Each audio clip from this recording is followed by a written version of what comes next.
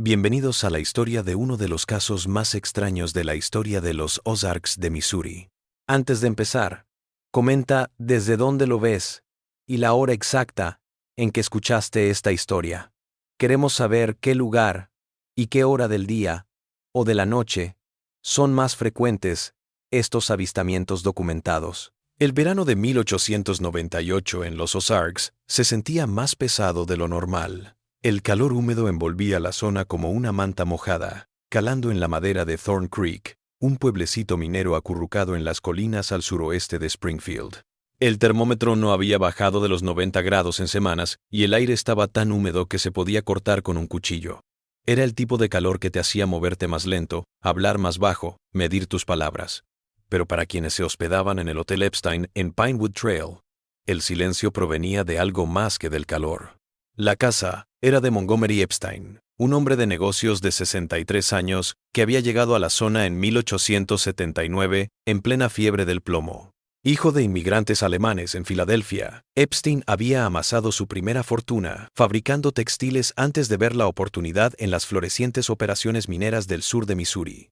Según los registros del condado, lo compró en 1880 y pasó casi un año construyendo lo que se convertiría en el edificio más impresionante de Thorn Creek.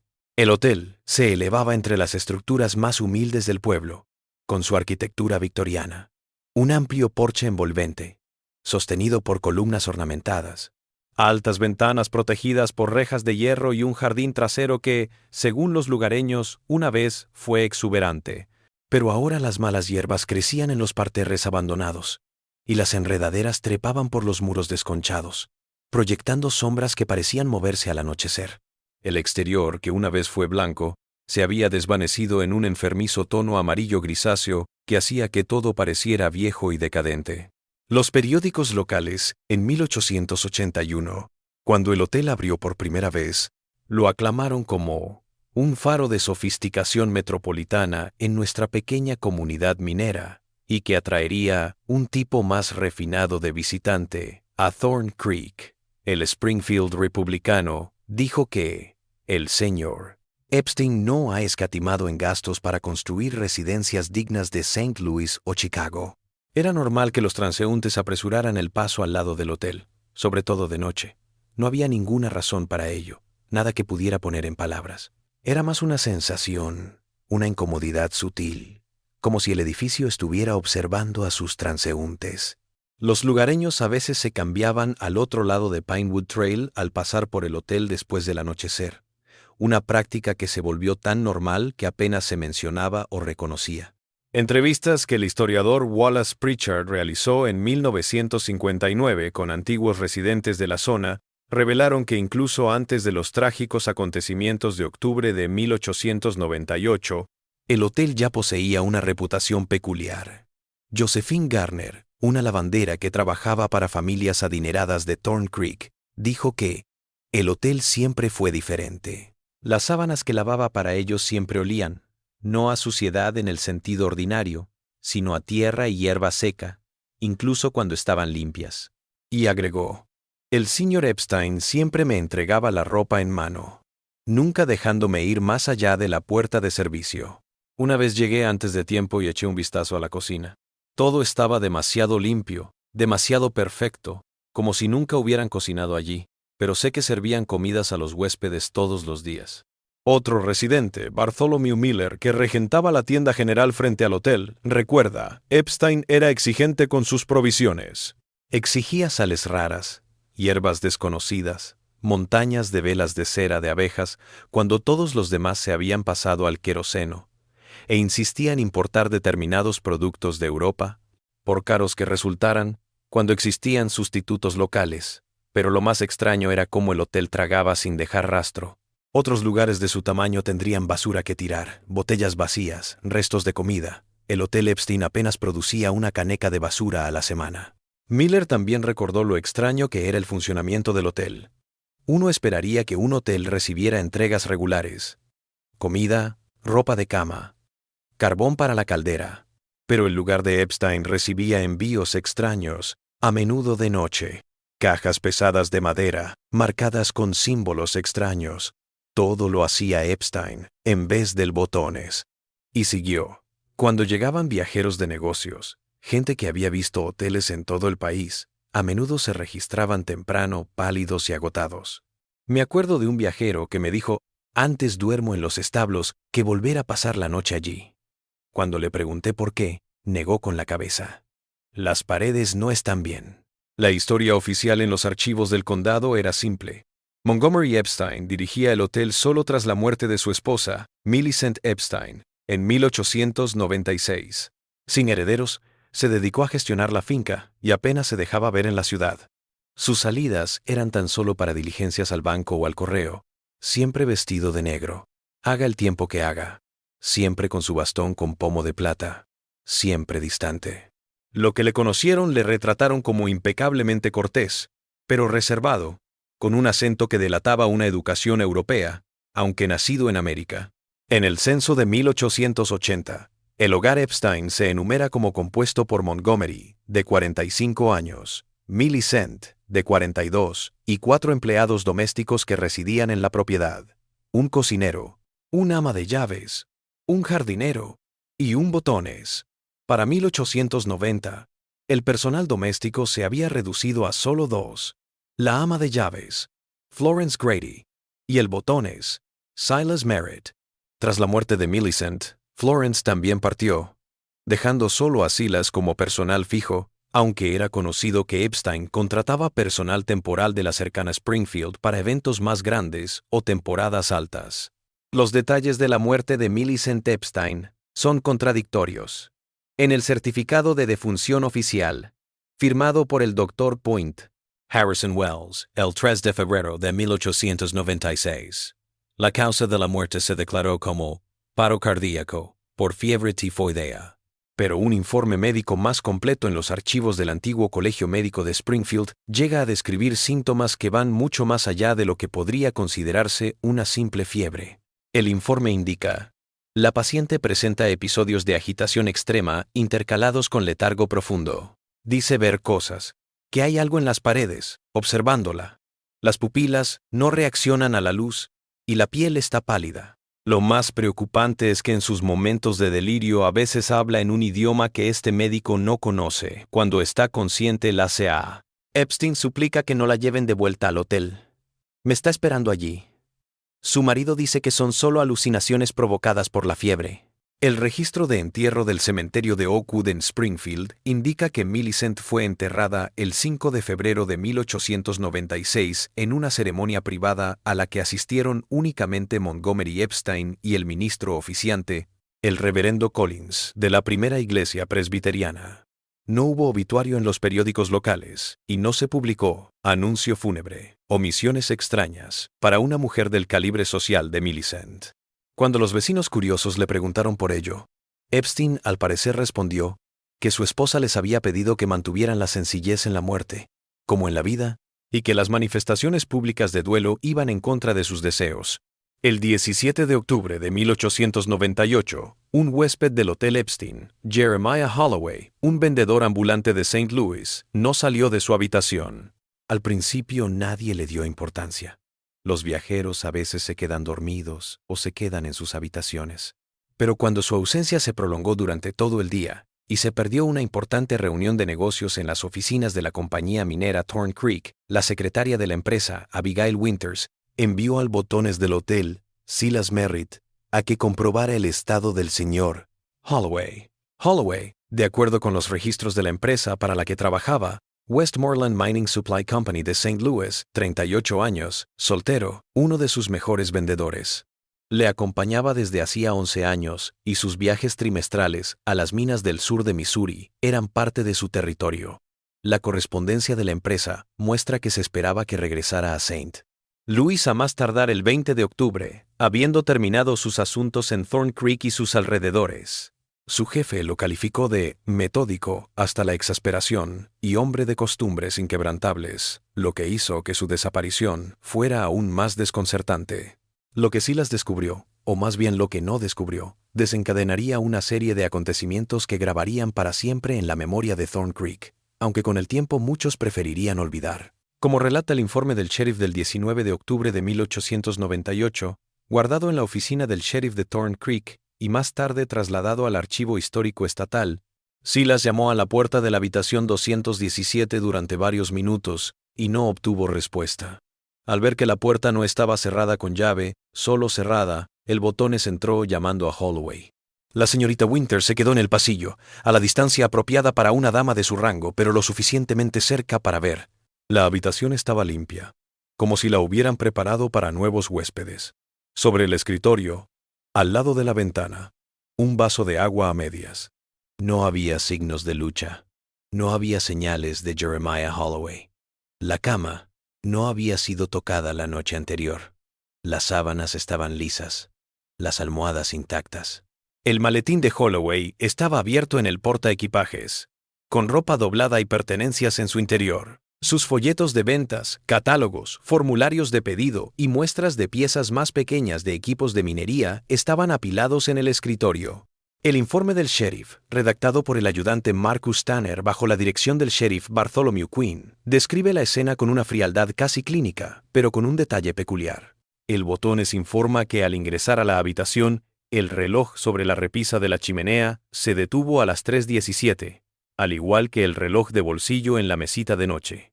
El señor Merritt dice que este último punto le perturbó especialmente, aunque no pudo decir por qué. La señorita Winters confirma esto y añade que ella misma comprobó su reloj, que mostraba las 10:43 a, y que los relojes detenidos eran realmente anómalos en lugar de mostrar la hora real. Esta anomalía temporal se hace más extraña si se tiene en cuenta lo que otros huéspedes del hotel contaron. El registro mostraba otras 3 habitaciones ocupadas la noche del 16 al 17 de octubre. La habitación 205, ocupada por Clarence Harrogrove, gerente de compras de Thorn Creek Mining Company. La habitación 112, ocupada por Thaddeus Blackwood, maderero de Kansas City. Y la habitación 202, justo al otro lado del pasillo de la habitación de Holloway, ocupada por Samuel y Margaret Whitfield, una pareja de visita de Chicago. Cuando se les preguntó, los 3 dijeron que habían oído ruidos extraños alrededor de las 3 de la madrugada. La declaración de Harrogrove dice: «Me desperté con lo que parecía que alguien arrastraba algo pesado por el piso de arriba. El ruido continuó durante 5 minutos más, y luego se detuvo. Pensé en llamar al botones, pero no iba a molestar a la casa, por lo que seguramente era otro huésped moviendo muebles. Apunté la hora como 3:00 o menos unos minutos antes de intentar volver a dormir». Los Whitfield dijeron en una declaración conjunta: «Ambos nos despertamos con lo que la señora Whitfield llamó susurros en las paredes. No oí nada, pero olí algo raro, como tierra o raíces, en el pasillo. Abrí nuestra puerta para inspeccionar. El pasillo estaba vacío, y el olor se desvaneció rápidamente.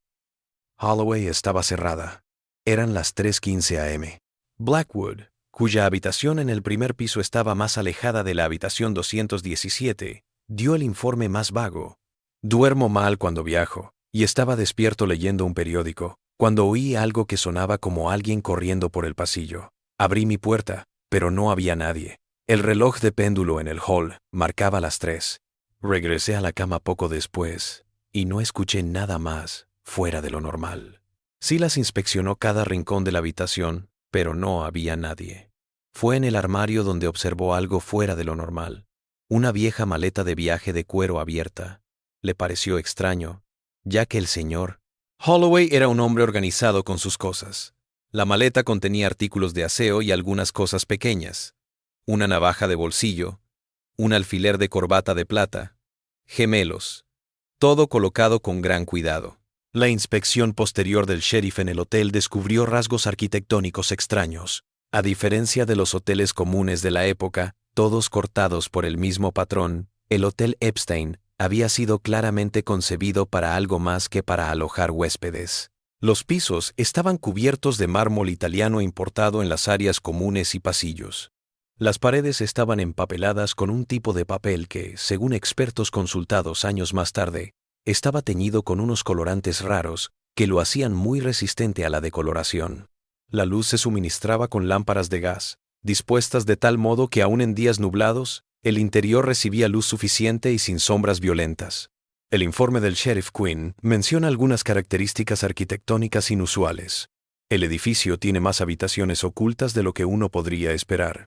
Armarios empotrados en lugares inesperados, pasajes de servicio para que el personal se desplace entre pisos de forma discreta y varias escaleras, incluida una estrecha de caracol que va directamente de la cocina al tercer piso. Cuando se le preguntó acerca de estas cualidades, el diseño era típico de los hoteles europeos, aclaró Epstein.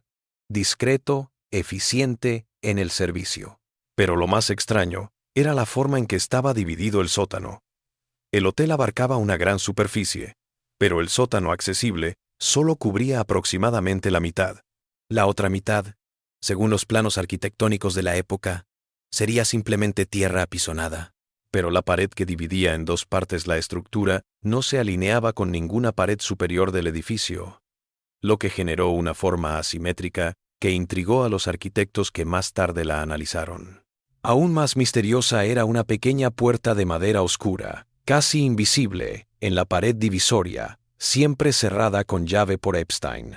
Cuando se le preguntó por esta puerta durante la primera investigación, Epstein dio una explicación simple.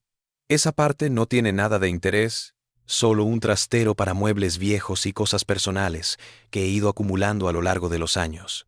La tengo cerrada para que los huéspedes no se corten entre el caos. El sheriff Quinn, quizás por respeto a la influencia de Epstein en la comunidad o simplemente por falta de curiosidad, no exigió que abrieran la puerta durante su visita. En la maleta de viaje, Silas solo halló un cuaderno negro, al parecer un diario. Hojeando el cuaderno, vio que las páginas estaban escritas con la letra de Holloway. Pero en las últimas páginas escritas, la letra se volvió cada vez más vacilante, casi ininteligible, como si la hubiera grabado alguien en agonía. El botones tomó el cuaderno y fue a informar inmediatamente al sheriff Quinn. Abigail Winters, quien había acompañado a Silas a la habitación 217, rindió testimonio, corroborando su historia y agregando la suya propia. Se esperaba al señor Holloway en la oficina a las 9 en punto para ultimar un gran pedido de equipos de seguridad para nuestro pozo occidental. Nunca había fallado a una cita en todos los años que hemos hecho negocios con Westmoreland Supply. Su ausencia fue inusual y me preocupé de inmediato por su seguridad. La investigación policial sobre la desaparición de Holloway fue superficial y de corta duración. Tras 3 días de búsqueda sin dar con el hombre de negocios, el sheriff King decidió que seguramente había ido tras algún negocio sin decir nada a nadie. El caso se cerró y la habitación 217 del Hotel Epstein se limpió y se abrió a nuevos huéspedes. Los informes de la investigación señalan algo que pasó por alto en la inspección. Los asistentes encontraron toda la ropa y las posesiones de Holloway en la habitación. Su cartera estaba llena de dinero, $47.35 según el inventario, y tarjetas de visita, y su reloj de bolsillo de oro estaba en la mesita de noche. Si el empresario se había ido, lo había hecho sin llevarse nada. Se telegrafió a la Westmoreland Mining Supply en St. Louis, comunicando la desaparición de su empleado. Su respuesta, archivada en el caso, muestra incredulidad. Holloway, el más confiable. Basta. 15 años de servicio. Basta. Imposible que deje el cargo o la propiedad de la empresa. Basta. Envíe representante de inmediato. Basta. El hombre de la empresa, Vincent Caldwell, llegó a Thorn Creek el 22 de octubre, pero para entonces el sheriff Quinn había cerrado la investigación oficial. Pero el diario que descubrió Silas nunca se adjuntó al caso. El sheriff Quinn dijo que se lo devolvió al botones, quien dijo que nunca se lo devolvió. Durante décadas, su ubicación fue desconocida hasta que, en 1964, mientras renovaban un viejo juzgado en Thorn Creek, un carpintero llamado Emmett Dawson descubrió una caja de madera oculta en una pared falsa. En la caja, envuelto en seda negra, se encontraba el diario de Jeremiah Holloway. El hallazgo fue guardado en secreto por el carpintero, quien sospechó que podría tratarse de algún objeto religioso poco ortodoxo. Fue solo 3 meses después, cuando escuchó hablar sobre el vendedor desaparecido, que Emmett reveló su hallazgo a su jefe, quien alertó al alguacil del condado. Emmett Dawson, según una entrevista de 1964 con el Springfield Herald, encontró el pasadizo oculto mientras quitaba el revestimiento de madera estropeado de lo que había sido la oficina privada del sheriff. Me di cuenta de que la pared detrás del panel de madera sonaba hueca cuando la golpeé, dijo Dawson. Curioso, busqué más y descubrí una pequeña cavidad rectangular enlucida y oculta tras el revestimiento. Parecía haberse instalado cuando se construyó el edificio en 1885, no una adición posterior. La caja interior era de madera de cerezo con herrajes de latón, una pieza costosa para la época. El reverendo Josiah Blackburn, párroco local y presidente de la Sociedad Histórica, tomó posesión del documento y lo entregó al Departamento de Historia de la Universidad de Missouri. Pero por causas desconocidas el diario fue guardado en la sección restringida de la biblioteca de la universidad, donde permaneció otros 5 años fuera del alcance del público. En una misiva dirigida al obispo de Springfield, el reverendo Blackburn informa: Su Excelencia comprenderá mi indecisión sobre qué hacer con dicho documento. Lo que dice en sus últimas páginas abre interrogantes que van más allá de nuestra comprensión teológica habitual. No propongo nada sobrenatural. Soy, como sabe, reacio a tales explicaciones, pero hay en estas páginas el relato de algo perturbador que merece la atención de mentes capaces de análisis psicológicos más profundos. Lo que me importa no es lo que escribió, sino en lo que se convirtió quien lo escribió. La respuesta del obispo, también archivada, es igualmente enigmática. He examinado el documento en cuestión y comparto sus inquietudes. Algunas historias, tal vez sea mejor dejarlas sin contar al público. Su plan de acción parece sensato, pero le advierto que se mantenga alejado de cualquier otra investigación sobre este caso. He notado que los que se adentran demasiado en ciertos enigmas suelen regresar transformados, y no para bien. En 1969, el profesor Abernathy Crawford, mientras investigaba la historia social de los Ozarks, recibió permiso para examinar el documento. Lo que descubrió en el diario de Holloway lo inquietó tanto que abandonó su caso inicial y se dedicó por completo a este. Abernathy Crawford no era solo un historiador capaz, sino también un investigador meticuloso con formación de posgrado en psicología. Nacido en 1923 en Kansas City, había pasado brevemente por el ejército durante la Segunda Guerra Mundial antes de convertirse en académico. Su fuerte era registrar narraciones orales y examinar documentos personales, cartas, diarios, para reconstruir aspectos sociales y psicológicos del pasado. Cuando tuvo acceso al diario de Holloway, estaba escribiendo un amplio estudio sobre los cambios sociales en el Missouri rural de fin de siglo. Las primeras anotaciones del diario datan del 13 de octubre de 1898, el día en que Holloway se registró en el Hotel Epstein. Eran notas rutinarias del día a día del hombre de negocios. Listas de cosas por hacer, registros de gastos, a veces reflexiones sobre las ventas. La escritura era firme, ordenada, como la personalidad metódica que los socios atribuían a Holloway. Una anotación del 14 de octubre de 1898 nos da una idea de la rutina y la mente del vendedor. 14 de octubre de 1898. Hoy me reuní con el señor Bien Hartgrove, jefe de compras de la compañía minera Thorn Creek. Los papeles están en regla, como siempre mi empresa garantiza. Los equipos de minería, explosivos y equipos de seguridad siguen siendo buenos productos suficientes para mantener mis comisiones cómodas por el resto del trimestre. Este hotel es sorprendentemente grande para estar tan alejado. Las noches son tranquilas. El edificio se siente más grande y vacío de lo que su ocupación indicaría. A veces me despierto y juraría haber escuchado a alguien en el pasillo, pero luego me doy cuenta de que no hay nadie allí. El dueño, el señor Epstein, me recetó un tónico local para dormir, pero lo dudo. Prefiero la claridad a la confusión medicada. Más tarde ese día, Holloway agrega: la cena en el hotel fue sorprendentemente buena. El señor Epstein dijo que su chef se entrenó en Nueva Orleans, por eso la cocina es tan buena. Hablé con mi compañero de huéspedes, el señor Blackwood, sobre los recursos madereros de la zona. Se interesó por nuestra voladora de tocones. Seguimos mañana con una presentación en condiciones. El tiempo sigue siendo anormalmente cálido para octubre. Los días que siguen, las entradas son similares. Otro tema recurrente es lo inquieto que se siente con el ambiente del hotel, aunque lo achaca al aislamiento y al cansancio del viaje. Una nota matutina del 15 de octubre de 1898 da los primeros signos de algo extraño. Dormí mal. Los sueños fueron intensos. Me encontré vagando por pasillos que parecían del hotel, pero dispuestos de manera diferente, con puertas que se abrían a muros de ladrillo y escaleras que no iban a ningún lado. Me desperté varias veces creyendo que me habían llamado, pero el pasillo estaba vacío cada vez que revisaba. Tengo que dejar de tomar café después de cenar. Más tarde, ese mismo día, Holloway anota su primera incursión en el nivel inferior del hotel. 15 de octubre de 1898. Fui al sótano hoy a buscar una botella de vino que el señor Epstein había sugerido para la cena. La entrada era complicada de hallar, oculta tras una puerta de servicio en la cocina. Nunca había visto un local rural tan ordenado. Epstein está especialmente orgulloso de su colección de vinos, todos importados de Europa, según él. Curiosamente, había una pequeña puerta en la parte trasera ligeramente abierta, aunque estoy seguro de que debería estar cerrada. Epstein se materializó detrás de mí, dándome un susto de muerte.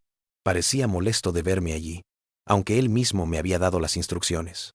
Me acompañó de nuevo arriba, su mano apretando mi brazo con una fuerza sorprendente para un hombre de su edad. Este encuentro es la primera interrupción real en la vida de Holloway. Su relato de la reacción de Epstein parece una pérdida de control inusual para el habitualmente refinado hotelero. La alusión a la pequeña puerta entreabierta es un detalle que adquirirá significado en episodios posteriores. Más tarde, esa noche, Holloway escribe: la cena con el señor. Y la Sarah Whitfield de Chicago era muy simpática, pero la Sarah Whitfield estaba distraída, mirando hacia las paredes una y otra vez como si escuchara algo que nosotros no podíamos.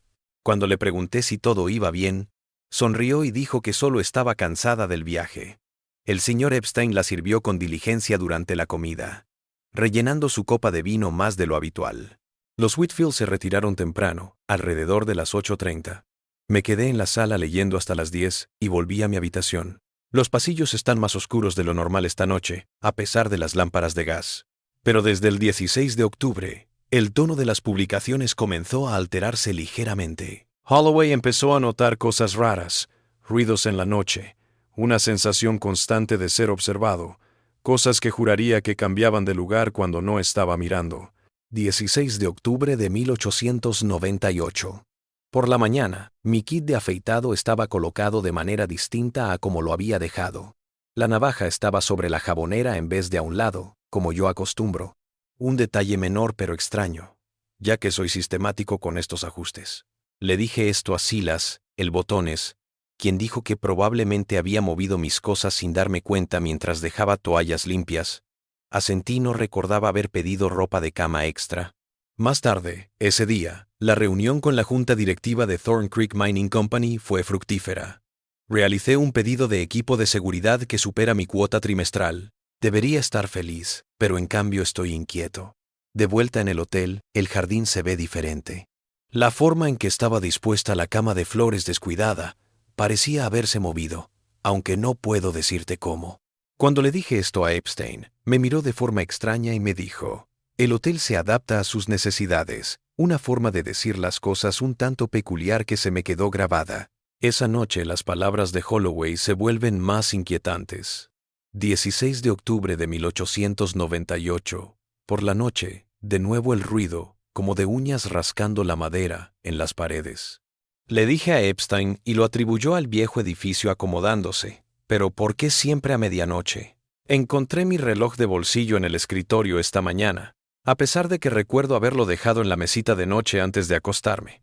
El hotel está extrañamente vacío para un sábado. Solo he visto a otra huéspeda, una mujer pálida que nunca sale de su habitación. Cuando pregunté por ella a Epstein, me miró con extrañeza y me dijo que debía estar equivocado, que no había ninguna huésped femenina registrada en el momento. Esta entrada es un punto de inflexión para Holloway. Empieza a dudar de sus propias percepciones y recuerdos, una reacción común ante lo inexplicable. La referencia a una invitada que Epstein niega que exista crea una inconsistencia preocupante. O Holloway está alucinando, o Epstein está mintiendo. En una entrada nocturna escrita con una letra mucho menos segura, Holloway escribe: 3:05 a.m. Me desperté por un susurro justo fuera de mi puerta. La abrí para hallar el pasillo vacío. Estaba a punto de regresar a la cama, cuando vi una figura al final del pasillo. Una mujer, en lo que parecía ser un camisón blanco de pie e inmóvil. Cuando la llamé, se volvió lentamente hacia mí, pero se quedó en la oscuridad. Comencé a acercarme a ella, pero retrocedió a la vuelta de la esquina. Cuando llegué a la intersección, el pasillo estaba vacío, todas las puertas cerradas. Revisé con Silas esta mañana y de nuevo dijo que no hay mujeres registradas en el hotel. Holloway más tarde informa haber visto una figura oscura de pie al pie de su cama por la noche que desapareció cuando encendió la luz de gas. Dice que escuchaba voces susurrando dentro de las paredes, palabras ininteligibles, pero que parecían hablarle a él. Los murmullos tienen un ritmo, como un canto o un hechizo. No es inglés. No es nada lo que haya escuchado en mis viajes, pero debería entenderlo, como si el significado estuviera justo fuera de mi comprensión. Lo peor es que siento que me hablan, me llaman por mi nombre, sin nombrarlo. El 17 de octubre de 1898, su último día completo en el hotel, escribió: «Por la mañana volví a encontrar aquella fotografía en el fondo de mi maletín, aunque estoy seguro de que no la metí». ¿Cómo? La imagen es diferente ahora. Sus ojos me siguen por la habitación. Mañana la quemo, y esta vez voy a tirar las cenizas fuera de la propiedad. La fotografía nunca apareció, y el periódico no dice de quién era la foto. Ya que Holloway se refiere a la persona como él, con mayúscula, el profesor Crawford pensó que se trataba de Epstein, pero entradas posteriores ponen en tela de juicio esta interpretación. Una nota del mediodía del 17 de octubre muestra que la mente de Holloway se seguía deteriorando. Traté de telegrafiar a la oficina en St. Louis, pero no pude formar palabras. Las palabras parecían reordenarse en mi mente antes de plasmarse en el papel. El telegrafista me miró raro cuando finalmente le entregué el formulario. Y ahora entiendo por qué. El mensaje no tiene sentido. Le dije que lo olvidara y volví al hotel. Epstein estaba en el porche, como si me estuviera esperando, aunque no le había contado a nadie sobre mi misión. La última entrada completa, del 17 de octubre, muestra a un hombre al borde del pánico. Por la noche no he vuelto a dormir. Los ruidos en las paredes continúan, más fuertes ahora, más persistentes. Y ya no son arañazos, son golpes rítmicos, como si alguien del hongo estuviera tratando de comunicarse en código. Decidí revisar el sótano de nuevo mañana. La pequeña puerta trasera que parecía entreabierta la primera vez que vine. Tal vez algo en ese lugar los atrajo. Las llaves están colgadas cerca de la puerta del sótano. Epstein me observa, aunque disimuladamente. Sus ojos nunca parpadean. Ahora, llevo este diario a todos lados. Si me pasa algo, quiero que sepan que no confío en Montgomery Epstein. Algo anda mal con este hotel, algo anda mal. Las paredes mismas parecen estar vivas, como si el edificio no fuera una estructura, sino un organismo. Estoy preocupada por mi seguridad, pero no puedo irme antes de saber lo que está pasando aquí. Esta es la última entrada completa. La siguiente página solo tenía unas pocas palabras garabateadas con mano temblorosa. Puerta abierta. Huele a tierra, a metal. Él lo sabe. Las paredes tienen. El manuscrito se corta en mitad de la frase. A continuación, hay varias páginas en blanco. En la última página del diario, una sola frase escrita con una letra inusitadamente firme, tan distinta del resto del texto que me hizo preguntarme si siquiera la había escrito la misma persona. Finalmente comprendí lo que siempre había deseado. El profesor Crawford se pasó años intentando armar una cronología más precisa de los acontecimientos e intentar averiguar qué le ocurrió exactamente a Jeremiah Holloway. En sus cuadernos de notas, descubiertos tras su muerte en 1978, baraja varias hipótesis, desde explicaciones sobrenaturales, que descartó por ser fruto de una mente calenturienta, hasta otras más terrenales. Un intruso que acosó al hombre de negocios, alguien local que deseó eliminar a un rival en los negocios o incluso un deterioro mental progresivo que condujo a la fuga o al suicidio. Algo que le llamó la atención fue que la hora que más se repetía en el diario de Holloway era 3:17 y que todos los relojes de su habitación se detuvieron a esa hora. Esta coincidencia indicó que algo sucedió esa noche, la noche anterior a su desaparición. Las notas de Crawford analizan esta anomalía temporal. La repetición del 3:17 en este caso no puede descartarse como una coincidencia. Más allá de los relojes parados en la habitación de Holloway, tenemos 3 testigos independientes que informan de sucesos extraños entre las 3 y las 3:20 a. la noche del 16 al 17 de octubre. Además, el propio Holloway indica que se despertó a las 3:05 am para investigar ruidos. ¿Por qué es importante este tiempo? En la numerología cristiana, 3:17 puede aludir a Juan 3:17, un versículo de salvación. En un sentido más esotérico, el 3:17 es considerado un tiempo delgado en el que los velos entre los mundos se afinan. En términos más mundanos, es la parte más oscura de la noche, cuando la vigilancia humana está en su punto más bajo y la mente es más susceptible a la sugestión o la manipulación. Otra cosa perturbadora fue la última entrada del diario. Crawford organizó un análisis de escritura a mano por el Dr. Elías Mercer, experto líder. El informe del Dr. Mercer da un juicio experto. La última entrada muestra desviaciones muy marcadas de los usos habituales del escritor. La tensión, la inclinación y la forma de letras clave son muy distintas a las anteriores. Si bien el estrés o los estados mentales alterados pueden influir en la escritura, el cambio aquí es lo suficientemente drástico como para indicar una de dos cosas. O el autor estaba pasando por un episodio psicológico extremo distinto a todo lo que había mostrado en entradas anteriores, o esta entrada fue escrita por otra persona que intentaba imitar el estilo del autor original. Una de las cosas más extrañas que encontró Crawford fueron los certificados de defunción de Millicent Epstein. Revisando los archivos del antiguo Colegio Médico de Springfield, el profesor dio con un informe médico que arrojaba más luz sobre la extraña enfermedad de la Zora Epstein. El informe contiene algunas notas que Crawford encontró significativas. La paciente alterna momentos de claridad con otros de extrema agitación. En sus momentos de lucidez manifiesta un temor racional y persistente por un pacto que su esposo habría hecho en Nueva Orleans en 1895. Aunque se negó a dar detalles precisos, dijo que compró un artefacto antiguo a un vendedor del barrio francés y que ahora lo guarda en un lugar especial en su hotel. Pero lo más alarmante es su afirmación de que este objeto no está inerte. La Zora Epstein, una mujer educada y de sociedad, no es supersticiosa. Pero relata con convicción perturbadora que el objeto cambió tras ser llevado al hotel y que ahora habla con ella a través de las paredes. Al ser interrogada sobre el contenido de dichas comunicaciones, la paciente se pone muy nerviosa y se niega a proporcionar más detalles. En las últimas 48 horas, su condición física se ha deteriorado. Tiene las pupilas fijas en midriasis incluso en condiciones de luz, hipotermia y un olor peculiar de la piel que este médico no puede asociar a ninguna enfermedad descrita. También hay moretones extraños en sus antebrazos y cuello, como si alguien los hubiera golpeado repetidamente, pero en un patrón demasiado consistente para ser accidental. Como médico solo debo documentar lo que veo, pero esto desafía mi comprensión científica. Si fuera un hombre menos educado, diría que la Zora Epstein está siendo poseído por alguna fuerza maligna. Como no lo estoy, me limito a registrar su estado y administrar los sedantes recetados para aliviar su agonía, aunque sospecho que el final es inevitable. Un extraño anexo a este informe escrito de puño y letra por el Dr.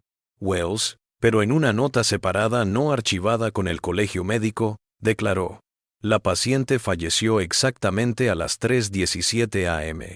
En el momento de la muerte, todas las luces eléctricas de la habitación parpadearon. La enfermera Callaway dice que escuchó susurros en otro idioma, aunque no había nadie más en la habitación. El cuerpo presenta signos inusuales de muerte. No hay rigor mortis tras 6 horas. La piel es inusualmente flexible. Los ojos permanecieron dilatados. El señor Epstein llegó en media hora a pesar de que no se había enviado telegrama, y exigió que se entregara el cuerpo sin autopsia normal. Debido a su influencia en la comunidad, la solicitud fue aprobada en contra de mi consejo profesional. Millicent Epstein murió 2 días después de que se escribiera este informe. El acta de defunción, firmada por el mismo Dr. Harrison Wells, menciona paro cardíaco como causa de muerte, dejando fuera todos los detalles perturbadores registrados en el informe del hospital. En su investigación, el profesor Crawford también habló con antiguos residentes de la zona, como Luella Pierce, que en 1898 vivía en una pensión al lado del Hotel Epstein. Según ella, en aquellos días, nadie mencionaba ese hotel, pero todos sabíamos que algo raro sucedía allí. Mi madre me tenía prohibido siquiera asomarme a la vereda de enfrente en noches de luna llena. A veces oíamos ruidos desde allí, no gritos, no voces, sino como un lamento, como si alguien tarareara una canción triste. La mañana en que se dieron cuenta de que el vendedor se había ido, yo volvía de la tienda general y vi algo que nunca le conté a la policía. Vi a un hombre salir del hotel antes del amanecer. Llevaba un sombrero que le tapaba el rostro y llevaba algo envuelto en un paño oscuro en sus brazos. Entonces pensé, tal vez un médico llamado por la noche. Pero ahora, repitiéndolo en mi mente, ¿por qué un médico se marcharía llevándose algo así en vez de limitarse a hacer su trabajo y marcharse? Cuando se le presionó para obtener más información sobre esta enigmática figura, Luella respondió. Estaba oscuro todavía, antes del amanecer. Alto, más alto que la mayoría de los hombres en Thorn Creek. Demasiado flaco, casi demacrado. El sombrero de ala ancha, gacho. Su abrigo era oscuro, tal vez negro, y le llegaba casi hasta los tobillos. Lo que más me impactó fue su forma de moverse, fluida pero torpe, como si sus articulaciones se doblaran en el sentido equivocado. Me acuerdo que pensé que me recordaba a una araña. Este testimonio abre interrogantes sobre lo sucedido esa mañana. ¿Quién era el hombre que Luella había visto? ¿Qué vestía y por qué nunca se informó a las autoridades oficiales? Cuando se le preguntó por qué nunca denunció este avistamiento, Luella respondió: el sheriff Quinn estaba en el bolsillo del señor Epstein. Todo el mundo lo sabía. Y algo en esa forma me aterró. Le dije a mi mamá y me dijo que me callara. Algunas cosas, dijo ella, es mejor no verlas. Así era como la gente en Thorn Creek se enfrentaba a la rareza del lugar de Epstein, mirando hacia otro lado, pretendiendo no notarlo. En una nota posterior a la entrevista con Luella, el profesor Crawford anota: la descripción del hombre que vio LP se ajusta a la de un extraño que visitaba ocasionalmente a Montgomery Epstein en los meses anteriores a la muerte de su esposa. Este visitante nunca fue identificado. Siempre llegaba de noche, y Epstein siempre lo recibía solo en su oficina o en el sótano, según Silas Merritt. El Botones lo recordó como un tipo delgado, pálido, muy alto, siempre vestido de negro y con un sombrero de ala ancha que le cubría el rostro. ¿Coincidencia o podría ser la misma persona responsable de la muerte de Millicent y la desaparición de Holloway hace más de 2 años? La investigación de Crawford lo llevó a profundizar en los antecedentes de Montgomery Epstein. Los registros de nacimiento verificaron que nació en Filadelfia, pero había vacíos extraños en su historia. Entre 1865 y 1877, Epstein desapareció de todos los registros públicos, sin declaraciones de impuestos, títulos de propiedad, licencias comerciales, noticias de periódicos. Reapareció en 1877 como un próspero negociante textil en Saint-Lô-de-Louis. Fue repentina, inexplicable. Se casó con Millicent Gardner, la hija de una familia bancaria. En 1878, un año antes de mudarse a los Ozarks. Lo más fascinante fue que Crawford encontró un manifiesto de pasajeros del vapor Menon que llegó a Nueva Orleans desde Port-au-Prince, Haití, en febrero de 1895. Entre los pasajeros de primera clase se encontraba un M. Epstein de Missouri. Esto encajaba con la historia de Millicent, de que su marido había ido a Nueva Orleans en 1895 y había regresado con algo extraño. ¿Qué podría tener en común un hotelero de los Ozarks en Haití en la década de 1890? Aún se desconoce. El Hotel Epstein permaneció abierto durante años tras la desaparición de Holloway. En 1905 lo compró Randolph Sullivan, un banquero de Kansas City que lo renovó por completo y lo reabrió como Sullivan's Ozark Inn. Sorprendentemente, Sullivan y su familia vivieron en la casa solo 5 meses antes de irse repentinamente, vendiendo el hotel por debajo del valor de mercado.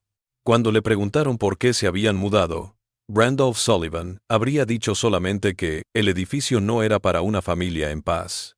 Los registros de propiedad en la oficina del secretario del condado corroboran esta extraña transacción. Sullivan compró el hotel patrimonial de Epstein. El hotelero había muerto en 1904, por $1,500 en enero de 1905. Tras gastar unos $7,200 en reformas, según los permisos de obra y las facturas de los contratistas, la vendió por $11 en junio de ese año. Una gran pérdida de dinero sin sentido comercial obvio. Según las notas de Crawford, Sullivan dijo que después de un mes en el hotel, comenzaron a suceder cosas extrañas. Eran cosas menores al principio, dijo Sullivan. Cosas que desaparecían y reaparecían. Ruidos en las paredes, rasguños, golpes rítmicos. Mi esposa decía que olía algo en el cuarto principal, algo a tierra mojada y a metal que no se iba con nada. Cambiamos el piso, revisamos la plomería, incluso quitamos parte del papel tapiz, pero el olor siempre volvía. La sería. Sullivan empezó a hablar de voces en las paredes que susurraban por la noche. Al principio, descartadas por su marido como nervios o imaginación, sus declaraciones se hicieron alarmantes cuando empezó a hablar en sueños en un idioma que la institutriz de la familia, una mujer educada en Vassar, reconoció como criollo haitiano, una lengua de la que la Sra. Sullivan no sabía, no estaba expuesto. Los obreros que restauraron el sótano dijeron que habían encontrado cosas extrañas escondidas en las paredes, prosiguió Sullivan. Pequeños paquetes de hierbas atadas con cabello humano, huesos de animales colocados en patrones geométricos dentro de cavidades selladas. Y lo más perturbador, una serie de daguerrotipos del mismo hombre, presumiblemente Epstein, en distintas etapas de su vida, pero siempre con la misma figura alta y delgada acechando detrás de él, su rostro oscurecido por la sombra. El incidente que finalmente provocó la mudanza se produjo una noche de junio de 1905. La esposa de Sullivan se despertó gritando y diciendo que había visto una figura oscura al pie de la cama. Cuando Sullivan prendió la lámpara, no había nadie, pero en la cómoda descubrieron algo que no era suyo, una pequeña caja de madera tallada que contenía una sola fotografía. Era una foto de un hombre sentado en un escritorio, dijo Sullivan. Detrás de él había una sombra, pero vagamente humana. Lo más perturbador eran los ojos del hombre, negros, como agujeros en la imagen. Lo reconocí al instante. Jeremiah Holloway, cuyo retrato había visto en los archivos del periódico. En la parte trasera de la foto había una nota: vive en las paredes y quiere compañía. Crawford presionó a Sullivan sobre qué pasó con esta foto. El anciano respondió: la quemé de inmediato, pero a la mañana siguiente estaba de nuevo en la cómoda, intacta. La quemamos de nuevo, y esta vez enterramos las cenizas en el jardín. La tercera mañana, cuando apareció de nuevo, supe que teníamos que irnos. Hay cosas que no pueden ser destruidas por medios comunes. A la mañana siguiente, Sullivan contrató a hombres para sellar en cemento todo el sótano. Una semana después, la familia se fue del hotel. Nunca volvieron, ni siquiera para recoger muchas pertenencias personales que dejaron. En los años que siguieron, la propiedad cambió de manos varias veces. Ninguna de ellas duró más de 2 años. En 1952, tras casi una década de abandono, fue demolido para dar paso a un pequeño edificio comercial. En la demolición, de acuerdo con el Thorn Creek Gazette del 17 de julio de 1952, los obreros encontraron un horrible hallazgo. Al arrancar el piso de cemento del sótano, descubrieron una pequeña puerta de madera sellada con lo que parecía cera negra. El capataz, Harold Jenkins, abrió la puerta, mostrando un pequeño espacio. En su interior, solo había 3 cosas: una caja de cerillas gastada, un frasco de perfume roto y una fotografía desvanecida. La noticia del periódico, por el reportero local Calvin Finch, lo relata de manera característica de la época. Los obreros que están demoliendo el antiguo Hotel Epstein hicieron un extraño hallazgo ayer cuando rompieron el piso del sótano. Una pequeña habitación escondida, sellada durante décadas, albergaba algunos objetos antiguos, de escaso valor monetario, pero de gran valor histórico. Estos objetos han sido entregados al sheriff Donovan para su posible exhibición en la colección de la Sociedad Histórica del Condado.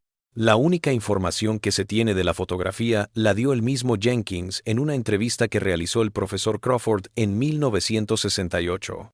Nunca olvidaré esa imagen mientras viva. Era una foto de un anciano, presumiblemente el dueño de ese hotel, Epstein, sentado en una silla. Detrás de él, una sombra, una figura oscura, como una sombra humana.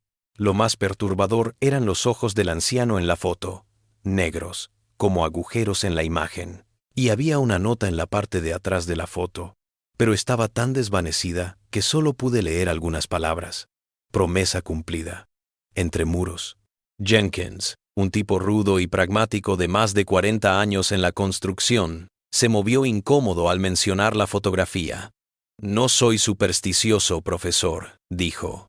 He hecho demolición en todo Missouri. He visto cosas raras en edificios antiguos. Pero esa foto se sentía mal.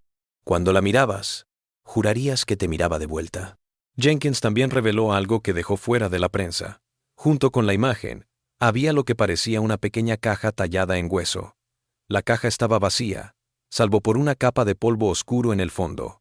Cuando se le preguntó qué había hecho con él, Jenkins admitió haberlo quemado esa misma noche, junto con la caja de cerillas. La caja estaba dimensionada, agregó Jenkins a regañadientes cuando se le presionó para obtener detalles. No era un idioma que reconociera. Símbolos, espirales, cosas que parecían insectos o arañas estilizadas. Cuando la toqué, estaba caliente, aunque ese compartimento estaba tan frío como un congelador de carne. El polvo en el interior era fino, como jolín, pero con partículas brillantes. Para ser sincero, no observé con atención. Hay cosas que es mejor que un hombre no mire. El profesor Abernathy Crawford falleció en septiembre de 1978 antes de poder resolver el caso del Hotel Epstein. Sus apuntes y materiales recopilados fueron donados a la biblioteca universitaria, pero misteriosamente gran parte de esta colección desapareció durante una reorganización del archivo en 1972. Solo se conservan algunos cuadernos de campo y correspondencia.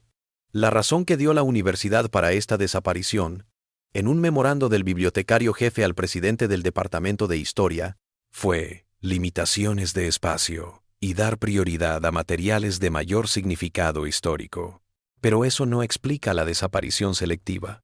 Solo desaparecieron los archivos de Crawford sobre el caso Epstein, mientras que sus otras investigaciones permanecieron archivadas y disponibles. En uno de los cuadernos sobrevivientes, fechado en agosto de 1970, Crawford anota una experiencia perturbadora. Tras meses de estar trabajando en el caso, comenzó a tener insomnio y a escuchar ruidos en su propia casa, rasguños en las paredes, pasos en el pasillo cuando estaba solo, el balanceo de una mecedora en su estudio, aunque no tenía ninguna. La entrada, con la letra usualmente cuidada de Crawford pero con leves signos de estrés, más presión y más marcas de puntuación de lo normal, relata: tercera noche de fenómenos extraños. El rascado en las paredes comienza exactamente a medianoche y continúa hasta las 3:17 a.m., momento en que se detiene abruptamente.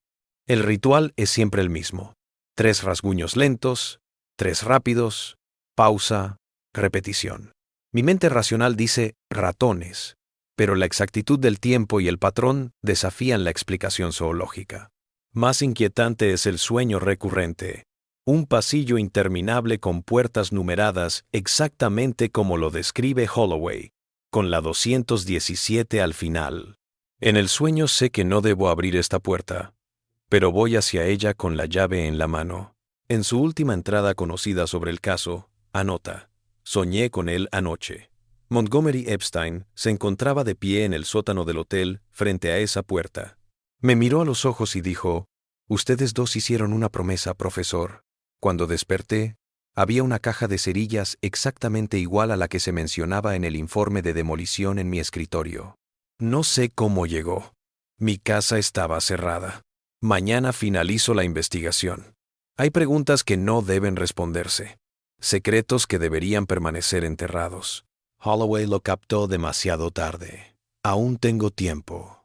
La caja de cerillas, de un fabricante anterior a 1900, descrito en una entrada aparte, llevaba la marca de la línea de vapores Menon, el mismo barco en que Epstein regresó de Haití en 1895.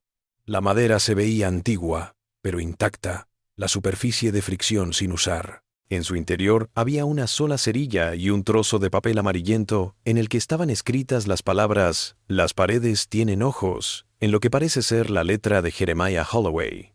El profesor Crawford abandonó la investigación del caso del Hotel Epstein poco después. Otro detalle: insistió en quemar todas sus libretas de notas del caso, que aún obraban en su poder.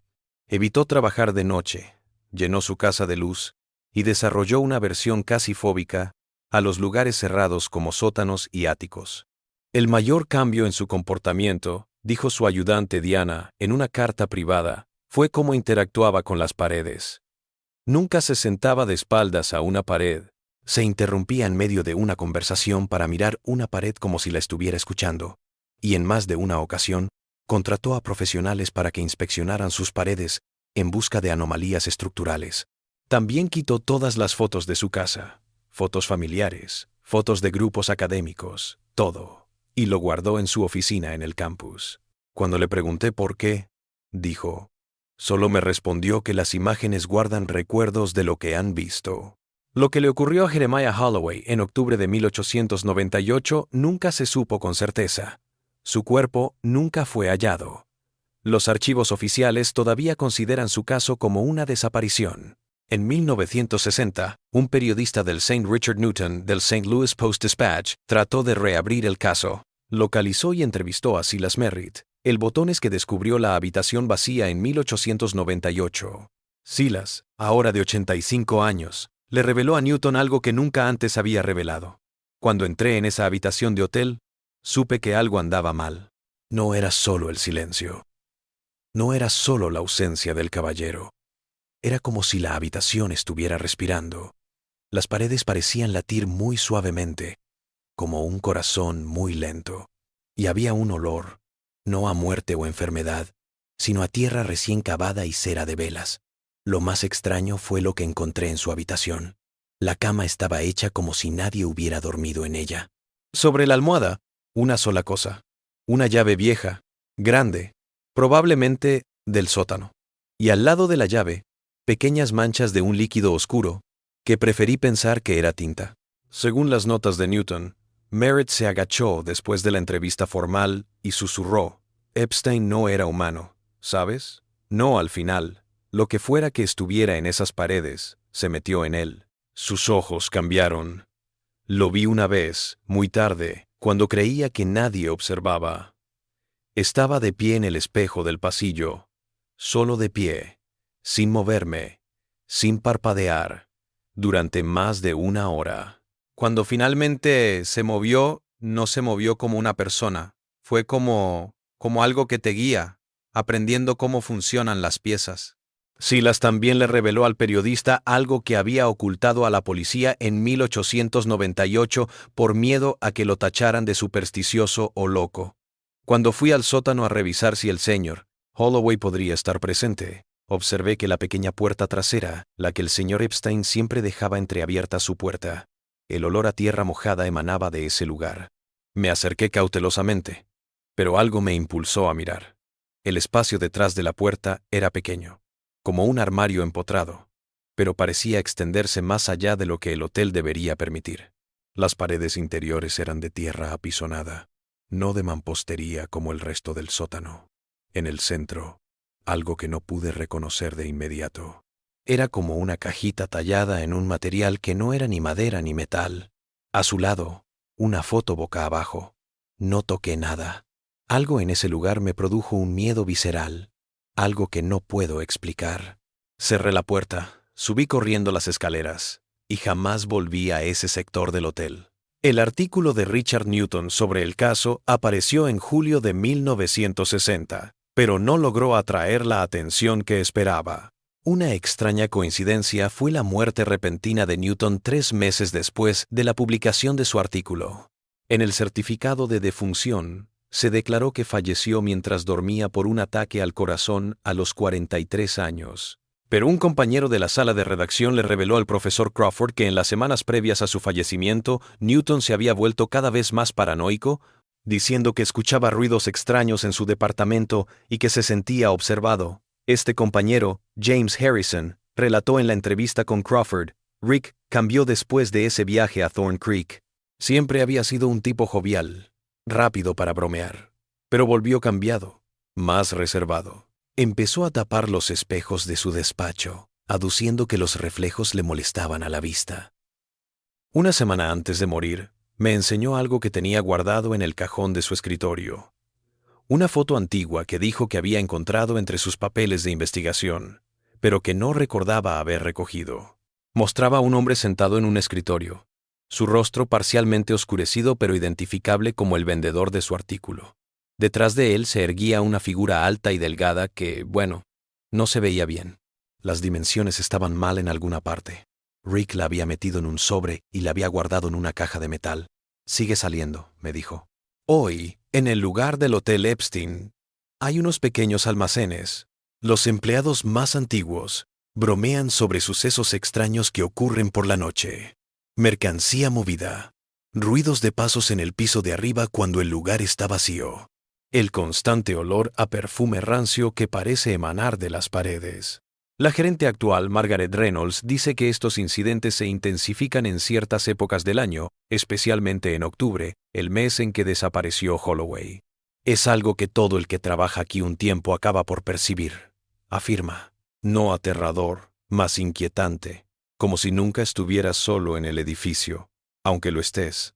Hay empleados que se rehúsan a cerrar solos, sobre todo los lunes. El aire se espesa como antes de la tormenta, y ese perfume rancio regresa, dulce, pero con un trasfondo terroso. Y una vez, solo por un segundo, juras haber visto a alguien en el rabillo del ojo, generalmente cerca de las escaleras que una vez llevaron al sótano. Cuando te das vuelta, no hay nadie». Reynolds, una mujer pragmática sin tiempo para tonterías sobrenaturales, pero que había establecido algunas políticas no escritas. Ningún empleado se queda solo después del anochecer. El local que se encuentra sobre el antiguo sótano solo se abre de día. Ni hablamos de estas normas con los clientes hasta que llevan aquí el tiempo suficiente como para comprender por qué están. Hace poco, al renovar el piso de la tienda, los obreros hallaron en el cemento un medallón de plata en el que estaba grabado M1898. La reliquia fue donada al Museo Histórico de la ciudad, donde aún se exhibe. Curiosamente, el bibliotecario del museo que catalogó la pieza, Howard Matthews, informó de un incidente extraño que involucró al medallón. Según él, la primera noche que el artículo estuvo en exhibición, las cámaras de seguridad del museo fallaron misteriosamente a las 3:17 a. durante exactamente 7 minutos. Cuando el sistema volvió a funcionar, el medallón se había desplazado dentro de la vitrina, girando 180 grados. «Los técnicos no pudieron encontrar la falla», dijo Matthews. «Pensamos que era vandalismo, pero la vitrina estaba cerrada con llave. La alarma no se disparó y ninguna otra exhibición fue tocada. Lo más extraño fue que la cámara de seguridad no muestra signos de manipulación, pero durante esos 7 minutos solo se ve estática, como si algo estuviera interfiriendo con la señal». Aún más perturbador fue lo que le sucedió a Matthews la mañana siguiente. «Cuando llegué para abrir el museo, noté que el medallón se había movido. Me acerqué a la vitrina y escuché lo que parecían rasguños dentro de la pared detrás de la exhibición. Mantenimiento no encontró nada, ni roedores, ni problemas de cableado, ni estructurales. Pero durante semanas después, el personal escuchó el mismo sonido, siempre al abrir y hasta las 3:17 p.m. exactamente. ¿Qué pasó en el Hotel Epstein en octubre de 1898? ¿Fue Jeremiah Holloway víctima de un crimen ordinario? ¿Se volvió loco y se aisló? ¿O hay algo más en la historia? Algo que los registros oficiales y las explicaciones lógicas no pueden abarcar por completo. El profesor Crawford, en sus últimas notas sobre el caso, plantea una hipótesis inquietante. «Después de meses de estudio, estoy considerando posibilidades que mi educación me niega. Los signos están ahí, los ojos negros en las fotos, el olor constante a tierra y metal, los ruidos en las paredes, la hora 3:17 que se repite, la sensación de ser observado y, lo más perturbador, la sombra descrita por testigos separados por décadas. Algo en este caso desafía toda explicación lógica, algo que se niega a desaparecer incluso después de la destrucción del hotel, más allá de la muerte de los testigos originales, más allá del tiempo mismo. Como un eco que se niega a desvanecerse, o una presencia que ha logrado trascender los límites de lo que debería ser su prisión. No me atrevo a decir lo que creo que quiere decir, pero esa última entrada del diario de Holloway, finalmente entendí lo que siempre quiso, no deja de resonar». ¿Qué entendió y por qué su entendimiento coincidió con su desaparición? Hay una vieja idea en el folclore de los Ozarks de la que no se habla mucho, conocida como el corredor de almas. La cosa no humana que hace tratos, otorga deseos, pero que regresa para cobrar mucho más de lo que el receptor cree estar pagando. ¿Podría ser que Montgomery Epstein tropezara con algo así en su enigmática visita a Nueva Orleans? Mi estudio de las tradiciones folclóricas haitianas revela similitudes con el vudú, especialmente con el Gab, el diablo simplista occidentale, una entidad que puede conceder riqueza y poder a cambio de servicio y posesión. La vez que Epstein fue a Haití, la muerte de su esposa, la desaparición de Holloway, el patrón tiene una escalada. Pura especulación, por supuesto. Pero no puedo ignorar el escalofrío que siento al releer las historias, ni la sensación de que al intentar resolver este enigma he atraído algún tipo de atención no deseada. Algunos conocimientos son demasiado peligrosos como para buscarlos. A algunas no hay que reconocerlas, porque la mirada es una invitación. Dejo esta última nota como advertencia para quien siga mis pasos. Hay secretos que, una vez descubiertos, te descubren a ti. Hay historias sin final, ecos que resuenan a través de los años, recordándonos que no todos los enigmas están destinados a ser resueltos. El caso del Hotel Epstein es uno de esos ecos, un susurro del pasado que incluso después de más de un siglo, nos hace mirar con sospecha las paredes antiguas y los sótanos oscuros, preguntándonos qué podría acechar más allá de la vista. Y si alguna noche te encuentras por las calles antiguas de los Ozarks y sientes un escalofrío como si te estuvieran mirando, si hueles un perfume antiguo en el aire, puede que sea solo una coincidencia. O tal vez sea un recordatorio de que algunas presencias nunca se van por completo. Algunas promesas no pueden romperse una vez que se hacen. Por ahí dicen en los Ozarks que no todas las historias terminan cuando alguien muere. Para el Hotel Epstein, la historia apenas comenzó con la desaparición de Jeremiah Holloway. Y quizás, en algún sentido que no comprendemos, aún continúa. ¿Y tú, que ahora conoces esta historia, has revisado hoy las paredes de tu casa? ¿Alguna vez has escuchado los sonidos que emiten cuando todo está en calma? Y si te despiertas a las 3:17 de la madrugada, tal vez sea mejor no mirar en las esquinas oscuras de tu habitación. Algunas cosas, una vez vistas, no pueden ser olvidadas. Hay historias que una vez conocidas se integran en nosotros, como bien decían los antiguos. El conocimiento es poder, pero cierto conocimiento es una carga. Y algunas puertas, una vez abiertas, nunca pueden cerrarse por completo.